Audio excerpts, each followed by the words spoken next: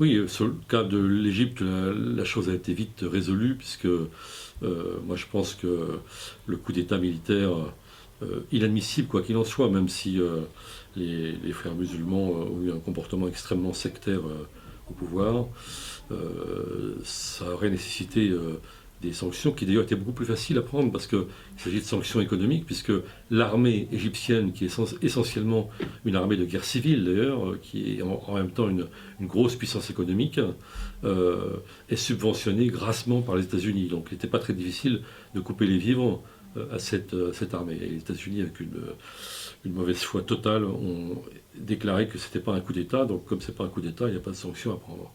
Alors avec la Syrie, en effet, c'est beaucoup plus compliqué parce que là, on a une guerre civile épouvantable avec plus de 100 000 morts et avec surtout un crescendo dans la violence de la part du régime. Et les pays occidentaux, en effet, ont été un peu mis au pied du mur. D'ailleurs, Obama s'est d'une certaine façon piégé lui-même, puisque c'est lui qui, il y a un an, a parlé de ligne rouge si on faisait usage de gaz chimiques. Et c'est le cas, c'est-à-dire qu'il a sous-estimé de cette façon Bachar el-Assad. Et aujourd'hui, il s'agit de sauver la face, d'une certaine façon, pour les États-Unis.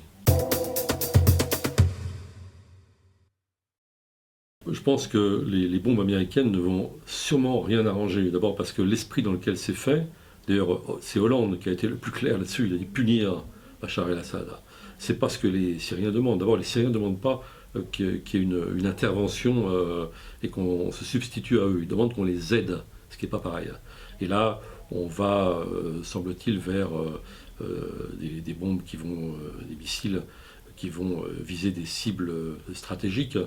Et puis voilà. Donc, de toute façon, les gens qui sont sur le terrain, l'insurrection, ne seront pas aidés par cette intervention, dont le but est essentiellement, encore une fois, de montrer que la ligne rouge a été franchie, et bien on sanctionne Bachar el-Assad sans lendemain.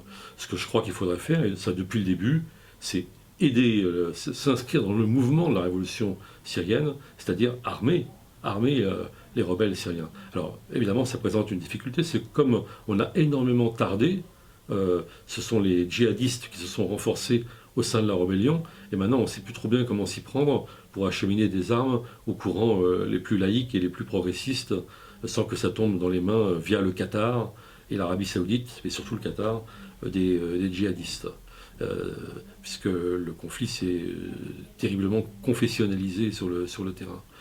Mais malgré tout, ça reste ça la solution, c'est-à-dire permettre à l'insurrection syrienne de se défendre contre les attaques aériennes, contre les missiles et les armes lourdes de Bachar. Et c'est simplement cette aide à caractère défensif qui, je crois, pourrait permettre de faire basculer dans le camp du succès, disons, de la révolution syrienne.